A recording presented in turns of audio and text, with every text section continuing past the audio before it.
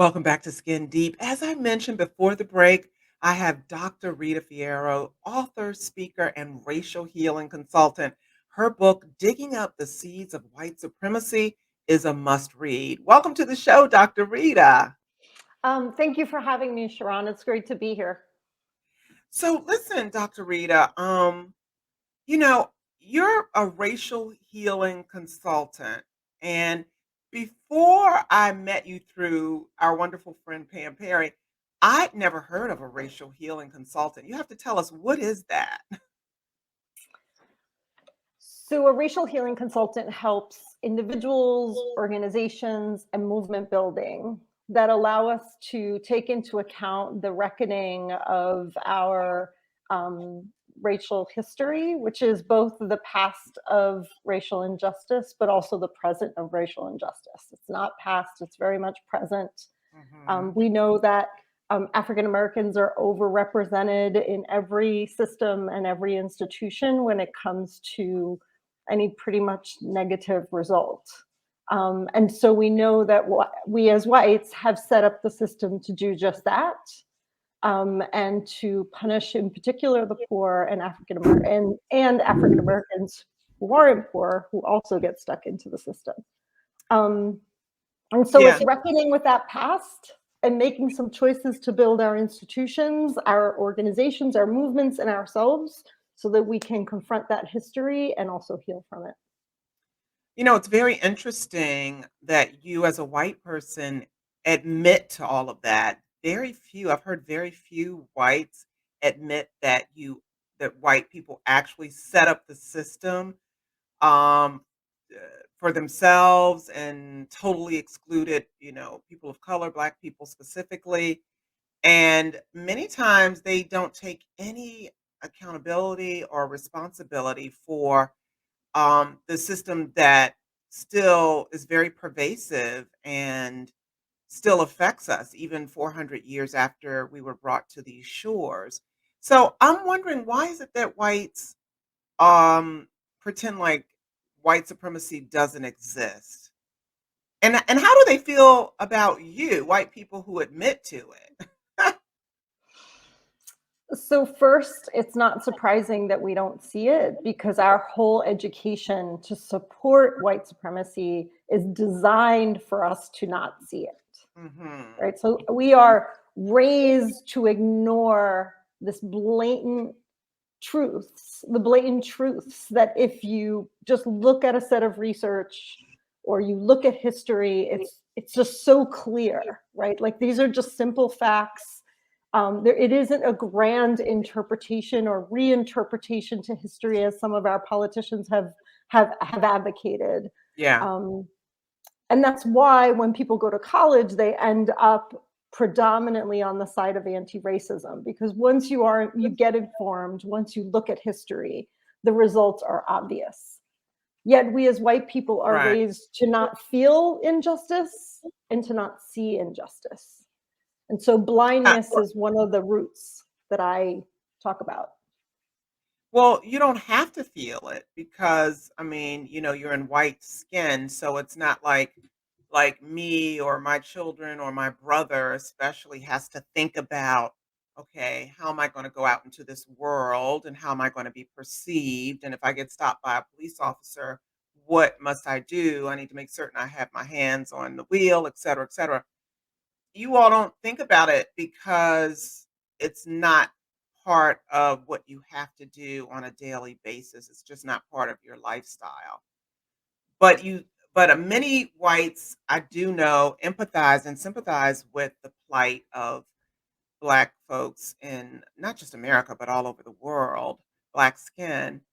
And I commend you for recognizing that this system of supremacy is still very pervasive. Tell us a little bit about your book. I just really thought that the title, "Digging Up the Seeds of White Supremacy," was really, really good. What made you decide to write the book? What's it about, and why did you title it that?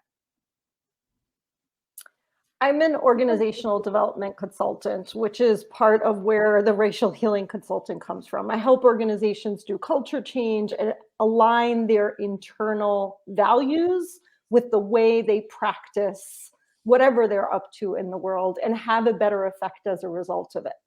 Um, and when George Floyd was murdered, I had this moment where I wouldn't call it an awakening the way many white women had an awakening. It wasn't new for me. I wasn't surprised. I had been studying systemic racism for 30 years. Mhm. But I wanted to go on a path of discovering what were the intentions that were embedded and set in the system before it was created. Because what I know from organizational development consulting is that the intention or the seed that is planted when an organization or a business is founded permeates and outlives the founders themselves.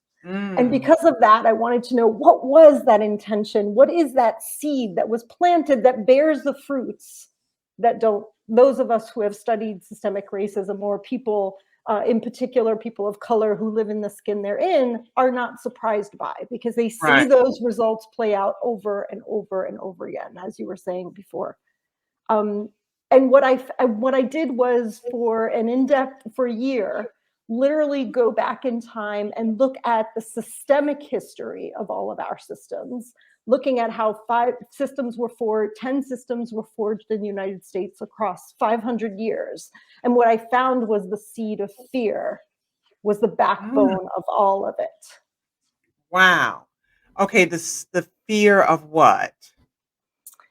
So it starts with a fear of safety, and then safety becomes control, and then Mhm. safety and control together birth saviorism, which is a so there's a woman called Stacey Haynes that talks about the three human basic needs being belonging, dignity, and safety.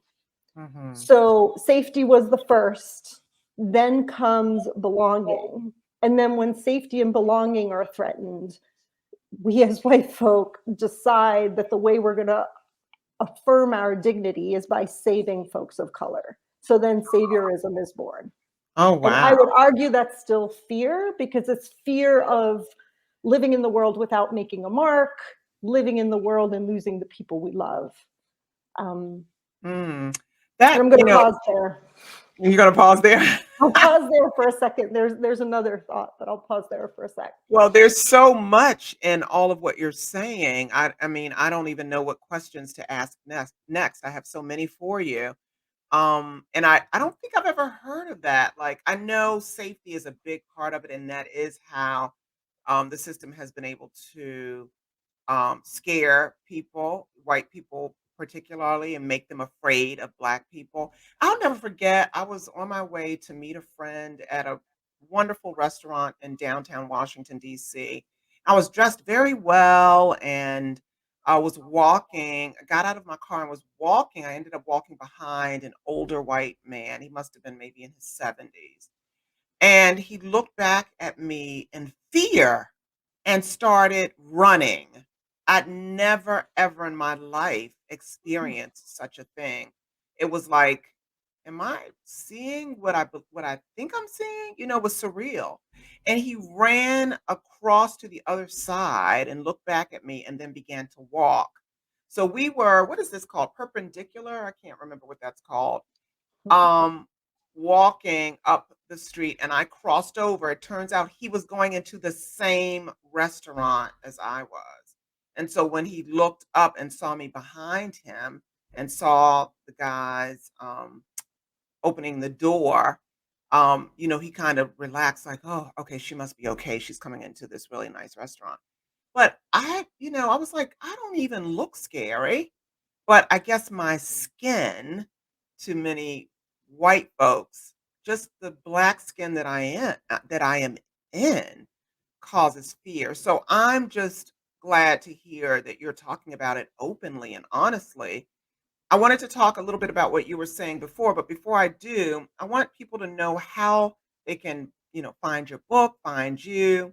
And then how do white people treat you? How do they receive you with all of this truth that you're telling? We'll talk about that on the other side of the break, but tell our listeners where you are. My website is Dr. Rita Writes, that is Writes, so Dr. Rita, Oh, okay. DrRites.com.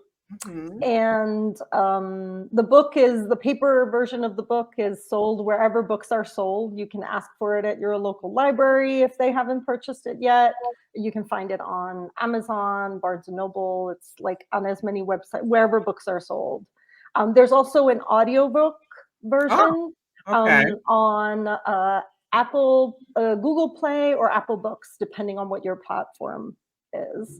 And there's a digital version on Kindle, so on Amazon. So there are lots to choose from. Yeah, Digging Up the Seeds of White Supremacy. That's a book like Dr. Rita was describing on that she's authored, and she has over 30 years of experience in racial healing and the effects of white supremacy. Because you got your bachelor's in, was it African American history? What did you get No, your my degree in? so I was my master's degree is in Italy, and at the time, Italy didn't have a bachelor's, so it was a 7-year degree, and it went straight to the master's level. That's in sociology, and then my PhD is in African American studies. Okay, your PhD is in African American studies. I knew I'd read somewhere where you'd majored in African American studies. So it's not like you're just this fly by night person that all of a sudden is interested in white supremacy. You've been doing this for a number of years. You're an expert on this subject matter. And so I really appreciate you coming on Skin Deep to talk about white supremacy and, your book and what it is that we can do to heal each other and heal this country. So we'll be right back, folks, right after these messages. Don't touch that dial. This is the Skin Deep Show with Sharrarne Morton on SiriusXM Radio, channel 141 HUR Voices. Okay, welcome back to Skin Deep here on SiriusXM Radio, channel 141 HR Voices. I'm your host, Sharrarne Morton. And as I mentioned before the break, and as we just spoke during the first segment, hopefully you didn't miss it. I am here with Dr. Rita Fierro. She's an author, she's a speaker, she's a racial healing consultant. And as I said earlier in the earlier part of the segment of the show, I'd never heard of a racial healing consultant. And so Dr. Rita's been talking about white supremacy and racial healing for more than 30 years. She has a book, as we talked about, Digging Up the Seeds of White Supremacy. I want you to go out and get it. It's really good. Dr. Rita, let's go back to I think my question before the break was, how do white people treat you? Because it's like you're telling all the secrets, like guys aren't supposed to tell women all of the broke or break the bro code. Aren't you kind of breaking the white code, telling everybody what's really going on? So I think there's a mixed response, and it really depends on how willing white folks are to look at ourselves. Um, so I would say, as you can imagine, the folks that I know who are 45 supporters and are listening to Hannity on Fox and who kind of have a tape in their heads about how the conversation is going to go, I can typically get somewhat attacked, like raised voices pretty fast in the conversation, intensity very, very fast. And luckily, over the past 30 years, I've learned how to deal with that more gracefully, sometimes more than others, because I'm human, right? Right. I'm human, and to a great extent, try to do better and try to see the person behind the statement as much as I can. But that's not always easy. Some days it gets under my skin more than others, Yeah. because I'm also a very fiery human being and always have been.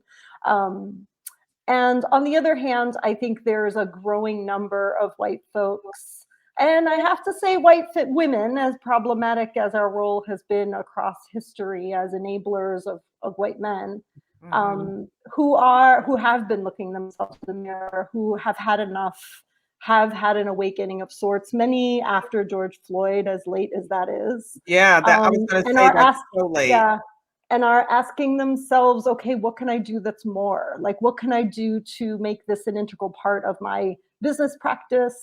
my professional practice. How do I live by my values? How do I walk the walk? How do I do better, be better? How do I be a greater model for my children? How do I walk in the world so this stops? Can you Um, answer some of those questions? How can white people do some of those things? Sure.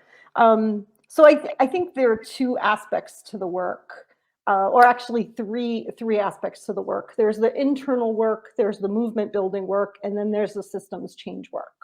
Mhm. So before you had said that as white people we don't feel the pain of oppression because we don't have to. That is very much true, and I would say that's true for adults. I would argue that as children we actually can feel and do empathize, and then we get trained not to. Yeah. Inevitably, someone in our family we loved tells us to not think, feel, or behave that way Mhm. with people of color, whether Right. it's too empathetically, too lovingly, too closely, too touchingly. There's always a person in our lives, and generally a person we loved, that taught us this code, what you're saying, the code. Mhm. Um, and so, like, as an example of that, I remember being 4 years old, um, under the table at a family dinner and hearing racist talk, Mhm. in particular against affirmative action. I was in, it was the 80s, and I was a child at the time, and and I remember that every time this person said the word black, it Yeah. felt like a punch in my stomach, right? Like I Wow. remember it feeling physically sickening. Ill. Yeah, Yes. wow. You were only Um, 4 and you still remember that. Yep, 4 or 5, something Yeah. like that. I remember it very strongly, and then it released when someone else at the table, went against the person and said, "What are you talking about them being promoted over you? They had a college degree and you don't. Get yourself Right. back in college if you're worried about people being promoted over you."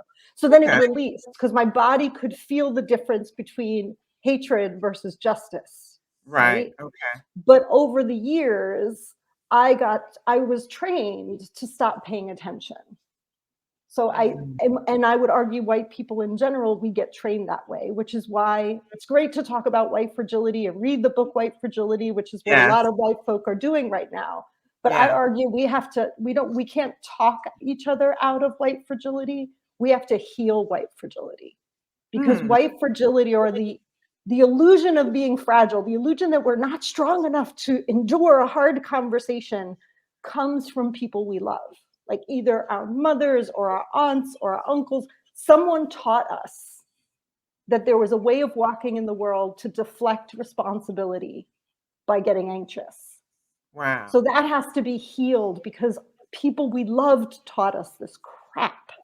Mm. We are so Yeah. much more resilient than that as human Yeah. beings in general, right? Right. It's interesting that you talk about that white fragility because, we've seen many, many examples of that with the advent of technology, cell phones. Thankfully, everybody's pulling out their phones and they're able to record injustices and violence against Black skin and white women who, just lie on Black people. We call them Karens. People call them Karens. And so it's interesting that for centuries, everyone knew that this was happening, but there was no proof of it, or maybe there was proof, but no one would step forward. There were no witnesses would step forward. No whites would step forward to, substantiate or um, support a black person's claims. And let me say, a black person better not claim or, especially during my grandmother and mother's time, they weren't allowed to complain or go down to the police station to say I've just been beaten up. But now, like you said, since George Floyd and with all of the cell phone cameras that are being utilized to unfortunately tape brutalization, which for me is very hard to watch. It's very painful. Um, it's good. It's both a blessing and a curse. It's a blessing in that we're able to see what's going on, what's been happening to us Black people for centuries, but now we're able to substantiate and prove, yes, this is in fact occurring and has always occurred, but you still have people, whites, that just don't believe it, or, they should have listened to the police officer, or, whereas you have like, a white woman, she was in the back of the police car, she got loose and she got the police officer's shotgun and started shooting at them. And, if that had been a black person, they would have been shot dead by the police. She survived it. No one, shot her or killed her. So it's definitely um two systems of justice in this country. And I like that you expose that. And that's one of the reasons I wrote this book as well, is because, like, you're talking very importantly of the experience that African Americans have in the face of that violence. But it's Hmm. also true that African Americans on a daily basis, on a moment to moment basis, have an experience of there being one system and it all being completely against, Right. right? Yeah. Against them, Against against us. you, Yes. right? Um, and all my mentors across the years have taught me that there is this experience of one system. And we as whites don't get it because we haven't learned that history. We don't understand that evidence. And actually, we've been taught all the tools to dismiss that history, which is going back to individuals, going back to one. So if you ask a white person what system, white people will ask me, what system are you talking about? Because white people see systems as separate depending on the discipline of university they've studied. Ah, The people of color, and in particular Black folk, experience it as one system. And yes. one of the reasons I wrote this book is so that we can begin to talk about the system as one and all the way in which these different branches reinforce each other. Yes. So this is an image in the book that the book opens up with. Yes. It's the image of a tree where each branch is one system. And as you look at American history and how it carries itself out over centuries, we can see that when the system gets challenged, oftentimes it resists by bonding with another system. So these systems all support each other. And the Mhm. experience that Black folk have isn't just a personal experience, it's very much a reality. It And is, so and it's part of what white folks need to do is also educate ourselves on what that feels like on the other side. So we're not contesting it in conversation, but we're actually uplifting it. yes. I just can't thank you enough, Dr. Rita, for being an advocate of justice and fairness and equality, and, you know, being a white woman and talking about, internalizing white supremacy yourself, and maybe, if you're born into a system that favors you, that was built for you, it is kind of hard to make a conscious decision to look at, you know, the other side, and you've done that, and so I really appreciate that. Believe it or not, our time is up, Dr. Rita. I can't believe it. But I do, folks, want you to please go out and get Dr. Rita's book, Digging Up the Seeds of White Supremacy. Dr. Rita, tell us again where you are, like on social media, or what your website address is. My website is drritawrites.com. That's also my Instagram handle. And on Facebook, you can just find me with my name, Rita Fierro. I have the S as a middle initial, author. And it's Rita Writes, Rita W R Wri. I T. Dr. Yes, Rita Writes. that's Yes. right. Yes, okay. Well, thank you again, Dr. Rita, for being on the Skin Deep Show. We're gonna have you back on because we just weren't able to cover enough information. You have so much of it. So we'll definitely get you back on before the season is over. That's it for now, folks. I hope you loved today's show. You can hear it on SiriusXM Radio Channel 141 on Fridays, Saturdays, and Sundays, as well as on iTunes, Spotify, and all streaming platforms. And email me at skindeepradioshow@gmail.com, or go to my website, sharronnemorton.com, and let me know what you think about the show. Thanks again for tuning in on all things that are skin deep.